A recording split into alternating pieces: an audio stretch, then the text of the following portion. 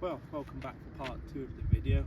Fortunately, it's been quite a long delay since the last one, but due to various reasons we've not been able to carry on with it, but we're back on it now, so rest assured more videos will be coming quite regularly as we work through this Range Rover project. If you remember right, last time we just had a good look underneath at all the rust and repairs that needed doing, and replace all the oils in the diff, engine, transfer box, gearbox, a good service. However, since then it's decided it wants to piss fuel everywhere from the rear corner here. So today we're going to be pulling all the carpet and the boot floor out to have a look at the fuel lines, find the leak, repair it. Today we'll just be repairing it with some fuel hose to keep the Range Rover movable until I can get the correct fuel lines and do the job correctly. And also at the same time, it's a good opportunity to have a look at all the repairs that need to be done in the boot, so I can start making a list of what repair panels we need, what needs to be made. So fingers crossed it's a nice easy day to remove the boot floor and everything goes well, but do you know, with these things it never goes easy. So I'll keep you guys updated and let's see how this goes. Well, so what I was thinking was, everybody on YouTube loves unboxing videos, so I was thinking as I remove the sound editing, it'll be like an unboxing video with the rust we're going to find, so we get the joys of finding the rust together. Oh, let's fight it out, shall we?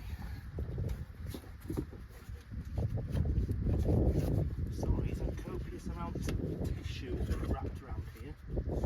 Each there, I suppose.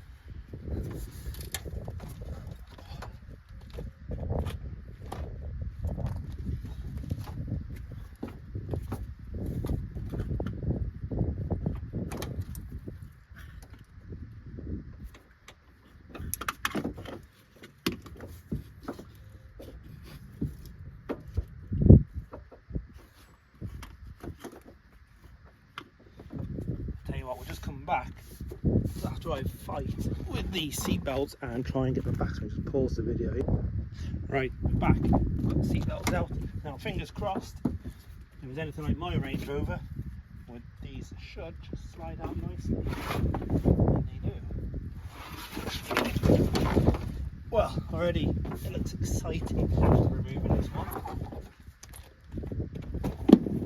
Now about this one.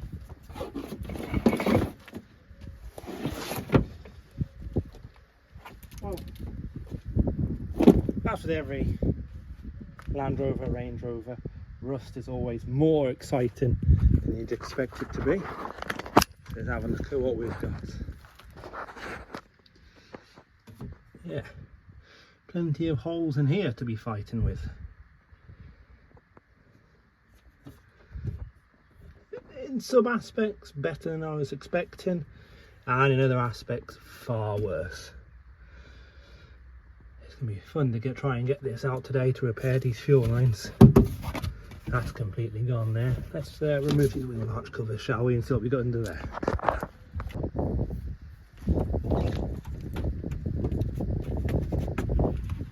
Well, good news is I haven't fell through the boot floor, so that's always a bonus. These are glued on, are they?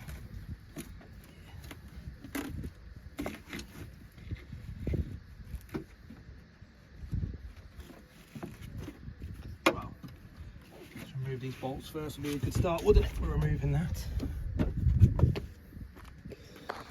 Just want to show you a feature that Land Rovers come with.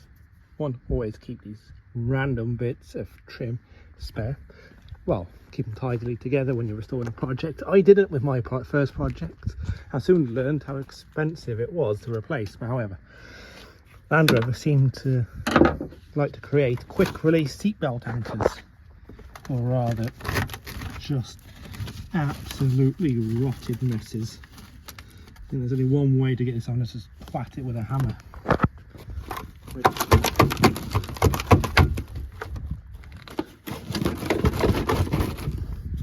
Yeah, so after a few hits with the trusty hammer, it's out. You know, I'm not surprised that the seatbelt anchor's gone. Just a shit design, traps all the moisture behind it and everything, and then hey presto, you end up with a colander of a car. But overall, it's actually not as bad as I was expecting that wheel arch. I think it is certainly repairable, especially now with the amount of repair panels available for these. Going back not too many years ago, and everything was made from scratch apart from your standard wheel arches and everything.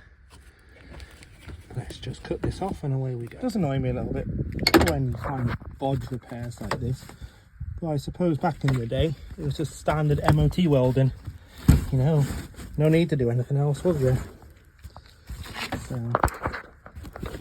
same again, I guess. Just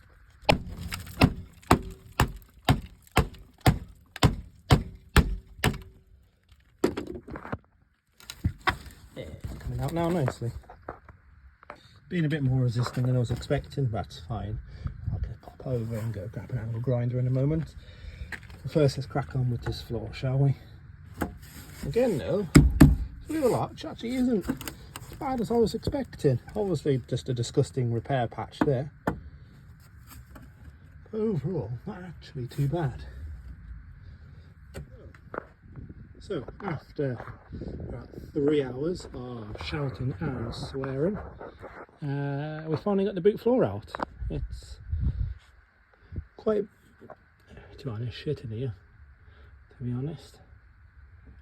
Absolutely out of ages. God knows why it needs so many spot welds to hold a boot floor in. Literally hundreds of the bastards. But we finally got it out, and to be fair, it should have come out anyway, just to be able to treat the chassis and everything. Like the chassis isn't requiring repair, but there's a fair amount of surface rust, dirt, just crap that's built up over the past few years.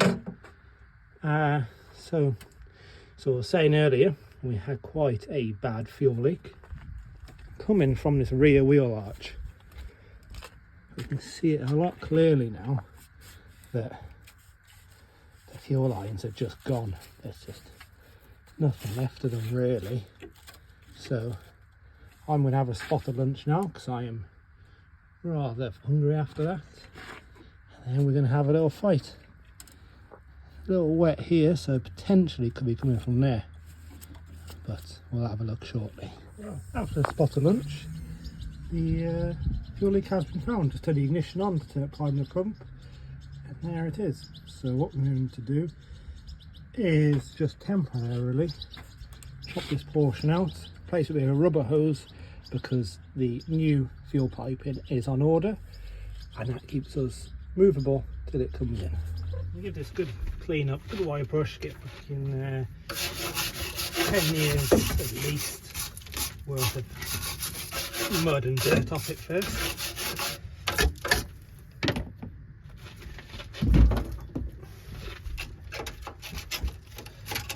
Hopefully don't find any more surprises while we're just cleaning all this off.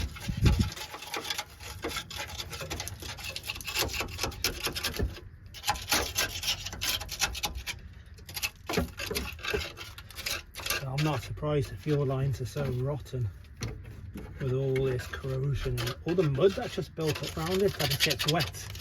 That doesn't help.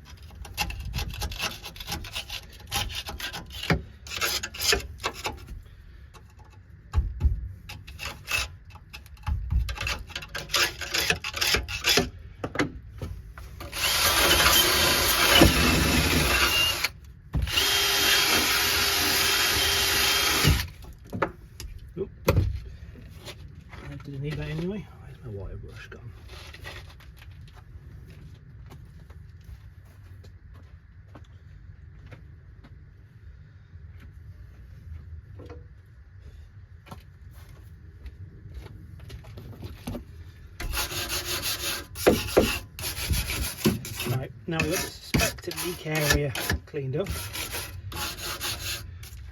Turn the ignition on again and just confirm it before we remove the damaged section of pipe.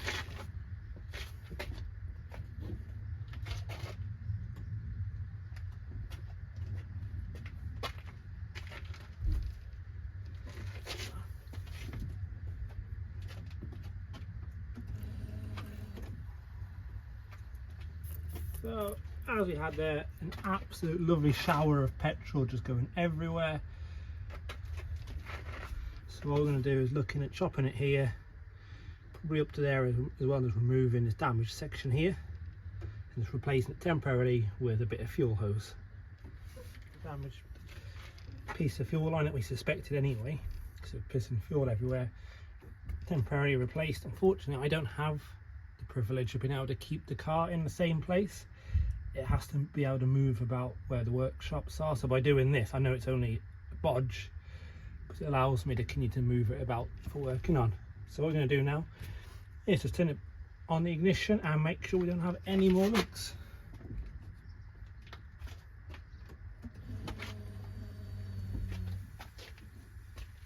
And in true Land Rover style, as you fix one, there's another one just down here which I must have missed. So before I lose any more petrol, let's chop out this section here and do a good bit of metal.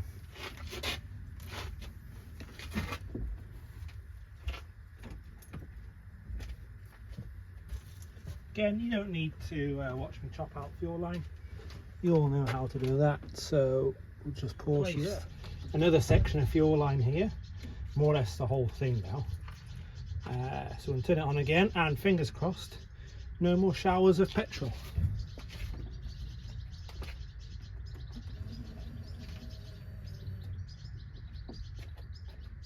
Right, so that's the ignition on, and I cannot see any drips anywhere. So what we're going to do now, we'll actually start the car, get it running, and make sure everything's okay. It did. First time she started in about 3 months, so fingers crossed.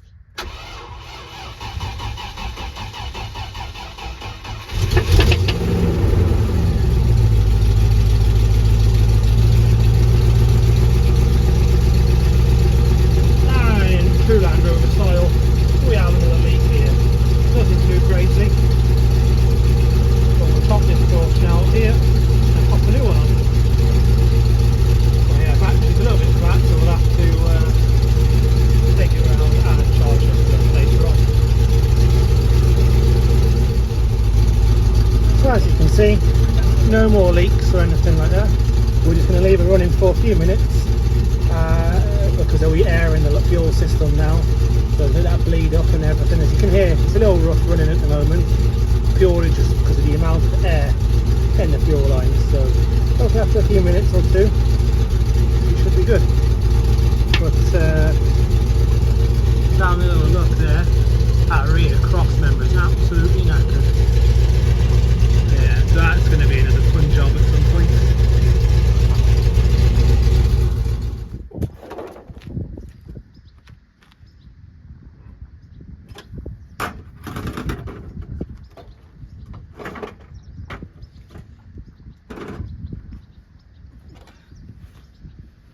So that's everything for this part. We've replaced all the fuel line, well, Bod repaired it for now while the new parts are on order. We'll make a little list of what panels we need and then take it from there. I think our next step would actually be to repair these fuel lines properly, clean up all the chassis that we can see with the boot removed, then start welding in replacement panels. So fingers crossed, it should move quite nicely over the next few weeks or so. Many more updates, but if you have any questions, feel free to drop a comment, because once all the work's done on this Range Rover, it will be going up for sale to help fund keeping mine on the road there. But thank you for watching, and I hope you enjoyed it.